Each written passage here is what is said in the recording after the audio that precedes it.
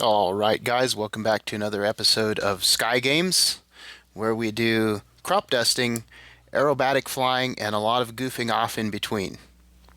Now, I know y'all are dying to see the airplane roll and tumble and do every other imaginable stunt that an airplane could do, but first of all, we have a couple of things we need to go over. Number one, last time I flew RipSnort, her alternator light came on mid-flight.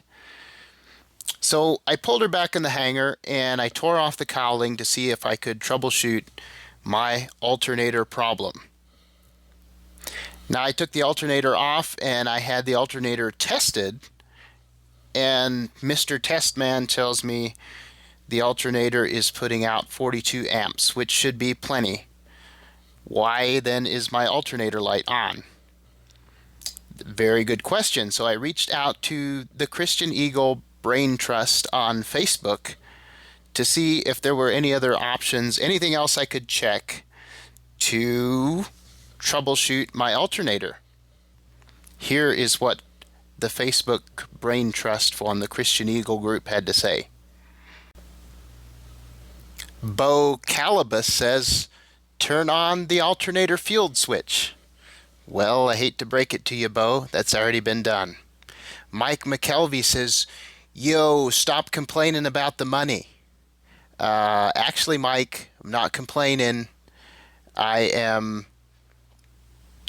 who's ever repaired a toilet knows that you don't just throw money at something to make the problem go away. It's nice that when you go to the hardware store, it's nice to buy the right parts to repair your toilet. Same goes with airplanes. You can sit here and blow money all day long. Anthony Spence says it could be a number of things: wires, bad terminals, voltage regulator. Bill Trosclair says anyone that can afford an Eagle can afford a new alternator. You don't need that at night. Dead stick it right in on the taxiway, no lights or radio, and they'll never know. Ha ha ha. Well, yes, Billy, I can afford a new alternator. However, I would much rather not spend $1,000 on a new alternator if I don't have to. It would be much better spent buying avgas. So as you can see, the Facebook Brain Trust on the Christian Eagle forum wasn't too helpful. So I'm still trying to figure out what the problem is with my alternator. Moving on, number two was my CFI rating. CFI meaning Certified Flight Instructor. Or does it mean Crazy Flight Instructor? I'm not sure. Anyway, it was an entire month of very hard studying, lots and lots and tons of books that I had to go through. Extremely difficult rating to get, but I pulled it off, and the Federal Aviation Administration now says I am certified to teach other people to fly. So if you want to get your gears stripped out, come and see me and we will go for a ride in my airplane.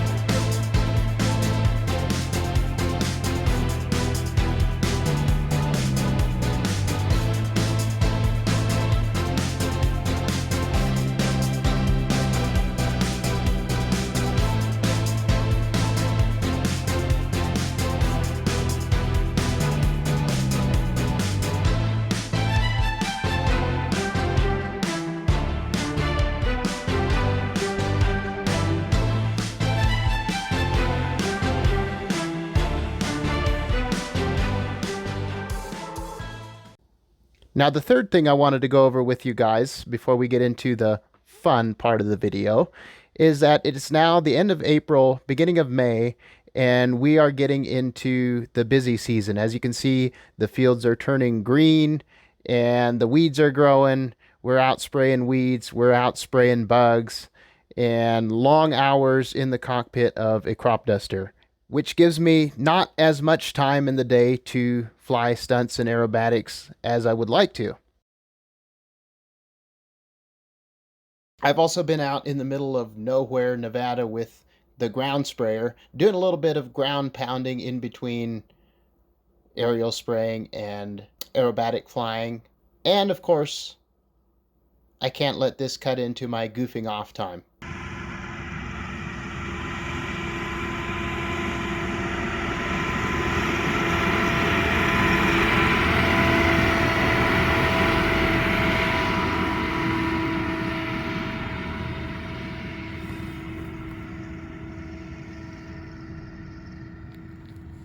That was the mighty grasshopper you saw roaring around the field at a breakneck speed of 21.2 miles per hour.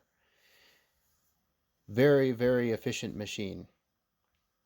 But enough on that. Let's get into some flying.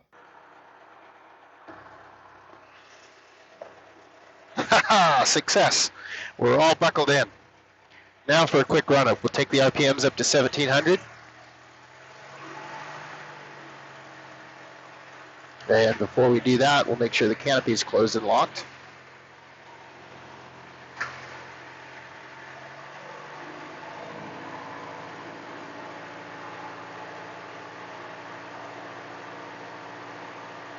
There's 1700. Left mag checks. And so does the right one. Take her back to both. There goes the propeller.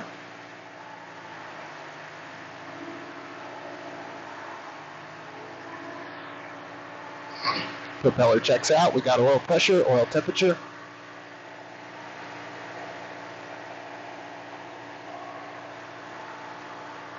Power coming back to idle.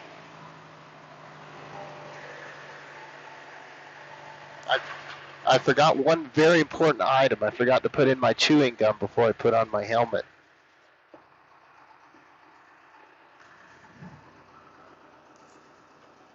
Very important.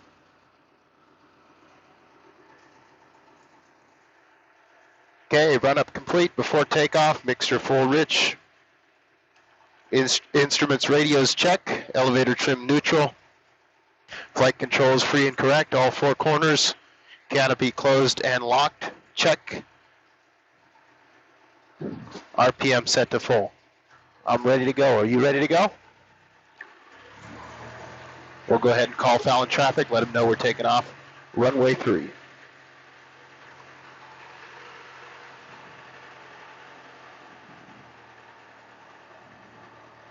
Fallon traffic Eagle 18 Julia Papa departing runway 3.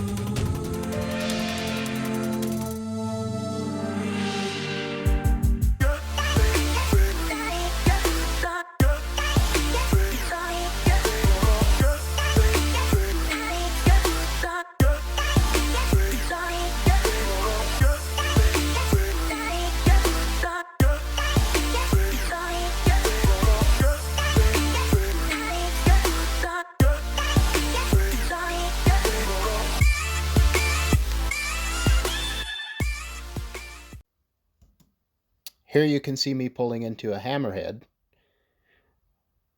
straight up on the vertical, and hold that position until your airspeed bleeds off, and then turn around inside the wingspan. Now, I've been having a little bit of trouble with my hammerheads. I fall over backwards, I fall over forwards. Um, it hasn't been going so hot. I had someone on the ground filming me several days ago, and here's what it looked like.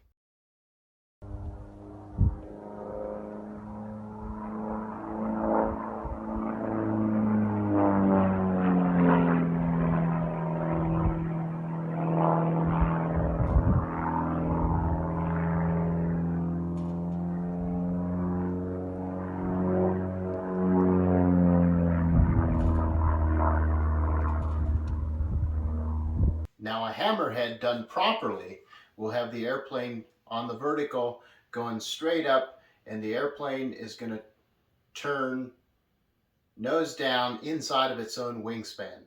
As we run through this clip again, you can see that clearly that is not the case in my attempt at a hammerhead. You can see the airplane dive down to gain some speed, and then she pulls into a vertical. So the vertical looks fairly good, but the rudder kick came way too early, and the airplane squirted out to the side, and then did kind of a quarter rotation on its way back down.